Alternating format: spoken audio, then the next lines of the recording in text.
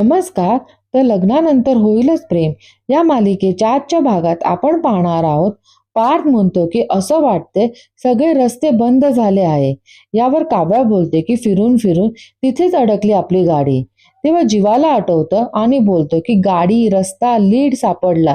तेव्हा नंदिनी बोलते, काय बोलताय तुम्ही जीवा? तेव्हा जीवा बोलतोय की एक मिनिट, तुला आठवते का, लग्न मंडपात परत येत असताना माझा ऑलमोस्ट दीपकच्या कारसोबत ऍक्सिडेंट झाला. तेव्हा त्याच्या कारचा ड्रायव्हर खाली उतरला, मी सुद्धा खाली उतरलं. तेव्हा नंदिनीला आठवतं आणि बोलते की हो हो, बरोबर बोलताय तुम्ही. तेव्हा पार्थ बोलतो की म्हणजे हा माणूस दीपक सोबत सामील असणार आहे. जीवा बोलतो की हा साथीदार आपला लीड आहे. हा साथीदारच आपल्याला कामी येऊ शकतो. पण हा सापडणार कुठे? तर दुसरीकडे आपण पाहतो की सँडी रेखाताईला बोलतो की ताई, माझ्या बाळाला काही होणार नाही ना?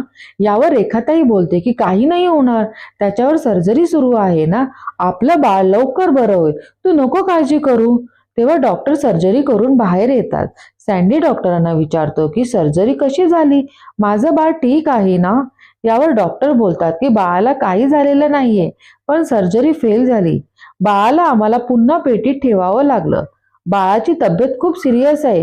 पुढचे 24 तास बाळासाठी खूप इम्पॉर्टंट आहे. आणि हे सांगून डॉक्टर तिथून निघून जाते. सँडी टेन्शन मध्ये येऊन बोलतो की 24 तास सांगितले आहे डॉक्टरांनी, यात माझं बाळ कसं बरं होईल? तर दुसरीकडे आपण पाहतो की नंदिनी बोलते की मी सांगते, आपण त्या साथीदारापर्यंत कसं पोहोचायचं ते. जीवा बोलतो की कसं? तेव्हा नंदिनी बोलते की दीपकच्या मदतीने. जीवा बोलते की काय बोलतेस तू? ज्या माणसामुळे तू चक्रव्यूहात अडकली त्या माणसाची आपण मदत घ्यायची अजिबात नाही. तेव्हा नंदिनी म्हणते की आहो, तुम्ही माझं ऐका तरी. यावर काव्या बोलते की नंदिनी ताई, प्लीज तू हा विचार करू नकोस. नालायक दीपकची मदत नको आहे आपल्याला. अगं, तो तुला मूर्ख बनवून गेला आहे दीपक. तेव्हा नंदिनी बोलते की आता आपण त्याला मूर्ख बनवूया. आता दीपक आपल्याला त्याच्या साथीदारापर्यंत पोहोचवेल. ती त्यांना कसं करायचं ते प्लॅन सांगत असते. त्या तिघांना तिचा प्लॅन पटतं. तेव्हा तिथे आशाताई लादी पुसायला येते. काव्या बोलते की आपण आमच्या रूम मध्ये जाऊन बोलूया. चौघे जण काव्याच्या रूम मध्ये जात असताना मंजू त्यांना पाहते. तेव्हा मंजू मनात बोलते की हे चौघे एकत्र काय करतायत? नक्की काहीतरी गडबड आहे. वसुताईला सांगितलं पाहिजे. आणि तिथून ती आत्याच्या रूम मध्ये जाते. दुसरीकडे आपण पाहतो की आत्या आरशात स्वतःला बघून खुश होऊन रम्याला बोलते की त्या नंदिनीला हरवल्यापासून, तिला तोंडावर पाडल्यापासून माझ्या चेहऱ्यावर जास्तच ग्लो आला आहे, नाही का ग? तिथे रम्या टेन्शन मध्ये येऊन फक्त बोलते. आत्या म्हणते, काय कसला विचार करतेस तू एवढं? रम्या टेन्शन मध्ये येऊन म्हणते की आई, आपण आपलं जिंकणं खूप लवकर सेलिब्रेट करतोय, असं वाटत नाही का तुला? आत्या म्हणते की तुला का वाटतं असं? रम्या म्हणते की नाही, म्हणजे कुठला पुरावा मागे ठेवला नाही आहे ना, जो नंदिनीला नंतर सापडू शकतो. ती आपल्याला अडकवू शकते. आत्या म्हणते की असं काही नाही आहे, तू उगाच जास्त विचार करते रम्या. रम्या म्हणते की तसं नाही आहे आई, मला राहून राहून सारखं असं वाटते की त्या नंदिनीच्या हाती काहीतरी लागलं असेल.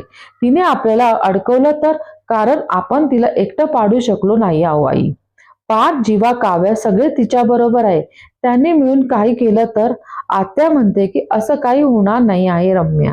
अगं, नंदिनीला खांदा देण्यापलीकडे ते तिघं काही करू शकत नाही. अगं, उलट ते तिला सांगतील, वसू आत्याच्या नादाला लागू नकोस, कारण आपल्याकडे कुठला पुरावा नाही आहे.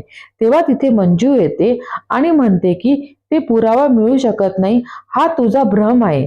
आणि हा भ्रमाचा भोपळा ते कधीही फोडू शकतात. यावर आत्या म्हणते की काय म्हणतेस मंजू? मंजू म्हणते की जे खरं आहे ते सांगते ताई.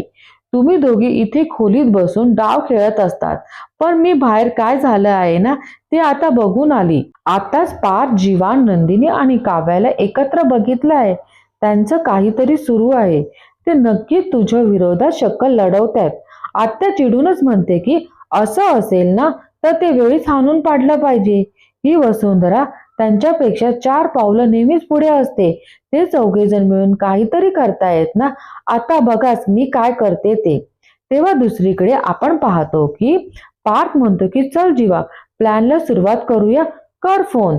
नंदिनी जीवाला सांगते की एकदम शांतपणे आणि पेशन्स ठेवून त्याच्याशी बोला. तो कितीही ट्रिगर करण्याचा प्रयत्न करत असेल तरी तुम्ही तुमचा ताबा सुटू देऊ नका, ठीक आहे? नंदिनी जीवाला फोन देते. तेव्हा तिथे जीवा दीपकला फोन करतो. दीपक फोन बघून बोलतो की नंदिनी. फोन उचलून डायरेक्ट बोलतो की ए नंदू डार्लिंग. तेव्हा जीवा त्याला बोलणारच, पण तिथे नंदिनी त्याला बोलण्यापासून थांबवते.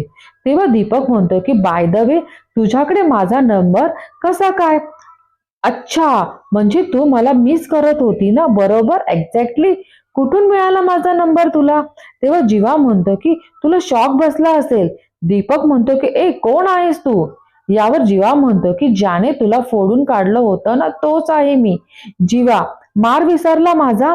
तेव्हा दीपक जोरात हसून बोलतो की तुझा मार जाऊ दे रे. तुझ्या घरात येऊन कोणाला हात न लावता जो काही वार केला त्याचं काय? परत काय साक्ष वगैरे द्यायची असेल ना तर बोलव मला, बंदा हाजीर आहे. यावर जीवा म्हणतो की आता तू कशाला? तुझा काही उपयोग नाही आहे आता, कारण तुझ्यापेक्षा खूप मोठा पुरावा घेऊन येणार आहे. दीपक जरा ओरडूनच म्हणतो की अरे, माझ्यापेक्षा मोठा पुरावा कोणीच नाही आहे. आता मीच आहे तुमचा हुकमी एक्का. पण काय आहे ना, मी घरी आलो तरी कोणी विश्वास ठेवणार नाही. यावर जीवा म्हणतो की कधी कधी एखादा एक्का बिनकामाचा निघतो आणि कधी कधी जोकर सुद्धा गेम जिंकून जातो. मला सांग, तुने एकट्यानेच नंदिनीला किडनॅप केलं होतं? तुझ्याबरोबर होता ना तुझा तो ड्रायव्हर साथीदार? काय रे, बोलती बंद झाली? दीपक म्हणतो की तो ड्रायव्हर, तो काय माझा साथीदार नव्हता, फक्त एक यान होता. माझा पैसे देऊन पद्धतीला बोलवलेला गरजू माणूस, बाकी कोणी नाही. यावर जीवा म्हणतो की त्या गरजूला फक्त एकदाच गरज पडेल असं थोडीच आहे. आता मी त्याला शोधणार, त्याला बोलतं करणार आणि लवकरच तुला बेल नाही, आयुष्यभराची जेल होईल. दीपक चिडूनच म्हणतो की हे जा रे, कुठे शोधणार आहे तुम्ही त्याला? अरे, त्याचं टेन्शन तू नको घेऊ. जशी तुझी गल्ली शोधून तुला फोडून काढलं होतं ना, तसं त्या साथीदाराला सुद्धा शोधून काढू. आणि आता नाही का तुझा हा नवीन नंबर आम्ही मिळवला?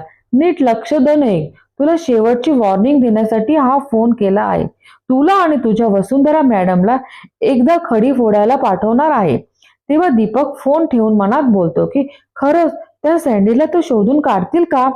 तर इथे काव्या नंदिनीला म्हणते की काय घाबरला होता तो नालायक दीपक? अगं, तुझा प्लॅन वर्क होतोय असं वाटतंय मला. त्यावर पार्थ म्हणतो की आता दीपक घाबरून त्याच्या साथीदाराला फोन करेल. तेव्हा आत्या दरवाजाच्या बाहेरून ऐकत असते. तर इथे नंदिनी म्हणते की जीवा त्याच्या इन्स्पेक्टर मित्राला फोन करतील आणि ते दीपकचा लास्ट कॉल काढतील आणि त्या साथीदाराचा ऍड्रेस ट्रेस करतील. जीवा म्हणतो की एकदा का तो आपल्या बाजूने आला, आपल्याला वसू आत्याचा खरा चेहरा सगळ्यांसमोर आणता येईल. तेव्हा आत्या या चौघांचं बोलणं ऐकून म्हणते की हा प्लॅन आहे नंदिनीचा. दीपकने त्याच्या साथीदाराला फोन केला तर मी कायमची अडकून पडेल. लगेच दीपकला फोन करून कळवते. दीपकला फोन लावायला जाते तेव्हा आशाताईला धडकून फोन बादलीत पडतो. तेव्हा आशाताईला आत्या ओरडते की मूर्ख आहेस का? एकदम भूतासारखी आली माझ्या समोर, फोन पडला ना माझा. आत्याचा ओरडण्याचा आवाज या चौघांना जातो. तेव्हा पार्थ म्हणतो की वसू आत्या, आणि ते चौघेजण बाहेर येतात. नंदिनी आशाताईला म्हणते की कशासाठी ओरडल्या तुम्ही? आशाताई म्हणते की काही नाही, वसू आत्या दाराच्या बाहेर उभ्या होत्या आणि माझा धक्का लागला, त्यांचा फोन बादलीत पडला. तेव्हा हे चौघेजण एकमेकांकडे पाहतात. काव्या आशाताईला म्हणते की वसू आत्या आमच्या रूम बाहेर उभ्या होत्या. आशाताई हो म्हणते. तेव्हा काव्या ओरडूनच काय करत होत्या आमच्या रूम बाहेर? तर दुसरीकडे दीपक स्वतःशीच बोलतो की रिस्क घेण्यात काय पॉइंट नाही आहे दीपक. आज सँडी कुठे आहे मलाच माहिती नाहीये. हा सँडी जर जीवाच्या हाती लागला तर माझा खेळ खाल्लाच. सँडीला लगेच फोन करतो. दीपक सँडीला म्हणतो की कुठे आहेस तू? सँडी म्हणतो की एक प्रॉब्लेम झाला आहे रे, माझं बाळ आजारी आहे. तेव्हा दीपक म्हणतो की हो का, पण मला सांग तू एक्झॅक्टली कुठे आहे? सँडी म्हणतो की मी मुंबईत आहे. तेव्हा दीपक म्हणतो की अरे, मुंबईत कुठे? तेव्हा सँडी जरा चिडूनच म्हणतो की काय झालं आहे, इतक्या डिटेल्स कशाला तुला हवे? दीपक म्हणतो की अरे, मी विचारतोय तेवढं सांग. तेव्हा सँडी म्हणतो की आहे इथे दादरला. तेव्हा दीपक म्हणतो की ऐक, इथून सरळ स्टेशनला जा, गावाची गाडी पकड आणि इथून तडीपार हो. सँडी टेन्शनमध्येच बोलतो की इथे माझं बाळ आजारी आहे, त्याला पेटीत ठेवलंय. दीपक चिडूनच म्हणतो की तुला पेटीत भरून पार्सल करण्याची वेळ आणू नको माझ्यावर. मी सांगतो तेवढं कर. तू इथून तडीपार नाही झाला ना, तुला बाबा म्हणायला तुझं बाळ देखील राहणार नाही. लक्षात ठेव. मुंबईच्या बाहेर तडीपार हो. माझं लक्ष आहे तुझ्याकडे. आणि फोन ठेवून देतो. तर दुसरीकडे आपण पाहतो की पार्थ आत्याला विचारतो की सांग ना आत्या, काय करते तू इथे? आत्या म्हणते की माझा फोन बंद पडलाय, तो आधी मला सुरू करू दे, मग बोलू आपण. काव्या बोलते की तुमच्या सोयीने बोलायला आम्ही मोकळे नाही बसलो आहे, कळलं? द्या इकडे फोन. आणि आशाताईला बोलते की हा फोन तांदळात जाऊन ठेवा, ठीक होईल. काव्या ओरडूनच म्हणते की काय करत होता आमच्या रूम बाहेर? आत्या म्हणते की तू कोण होते मला विचारणारी? घर माझं आहे, मला हवंय तिथे फिरेल मी. काव्या म्हणते की तुमचं घर आहे, मग खोटेपणा करायला लाज नाही वाटली? आत्या म्हणते की लाज काढते माझी तू. तेव्हा नंदिनी त्या काव्याला शांत करते. काव्या काय बोलते, शांत हो. तेव्हा नंदिनी पार्थ जीवाला बोलते की तुमचं काय काम होतं ते करून घ्या ना प्लीज. आणि हे दोघे जण आतमध्ये जातात. आत्या तिथून जायला निघते तेव्हा काव्या आत्याचा हात पकडून, आत्याबाई कुठे चालल्यात? चोरी पकडली गेली म्हणून लगेच पळ काढतायत का? आज सोडणार नाही मी तुम्हाला. तर इथे पार्थ जीवाला बोलतो की एव्हाना त्या दीपकने त्याच्या साथीदाराला फोन केला असेल, तू त्या मोरेला फोन करून विचार. जीवा मोरेला फोन करतो. सगळे डिटेल्स तो तिथे सांगतो. जीवा पार्थला बोलतो की मला लवकरात लवकर त्या मोरेकडून रिव्हर्ट यायला हवे. मला काही करून त्या साथीदाराचा ऍड्रेस हवा आहे. पार्थ म्हणतो की येईल. जीवा एवढा उतावळा होऊ नको, डोके ठेवून शांत काम करायला हवं. तर दुसरीकडे सँडी दीपकचं सगळं बोलण्याचा विचार करतो आणि बोलतो की सीमच तोडून फेकतो, म्हणजे हा दीपक माझ्यापर्यंत पोहोचू शकणार नाही. तर इथे दुसरीकडे जीवाला मोरेचा फोन येतो. फोन उचलून जीवा बोलतो की सापडलं त्या साथीदाराचं लोकेशन. सगळं ऐकून फोन ठेवून देतो. पार्थ विचारतो की काय झालं जीवा? चिडून शिट्स, त्याला काय अर्थ आहे? पार्थ म्हणतो की अरे काय झालं ते तरी सांगशील? जीवा म्हणतो की मोरे तेच म्हणत होता की 80% काम झालं होतं, पण अचानक त्याचा फोन डिस्कनेक्ट झाला. नाहीतर त्याने कार्ड तोडलं असेल किंवा डिस्ट्रॉय केलं असेल. काही कळलं तर कळवतो म्हणाला.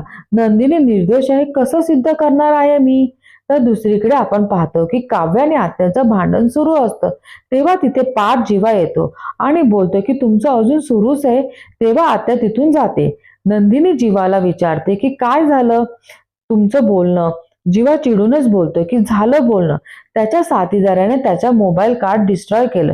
शेवटची संधी होती त्यांच्यापर्यंत पोहोचण्याची.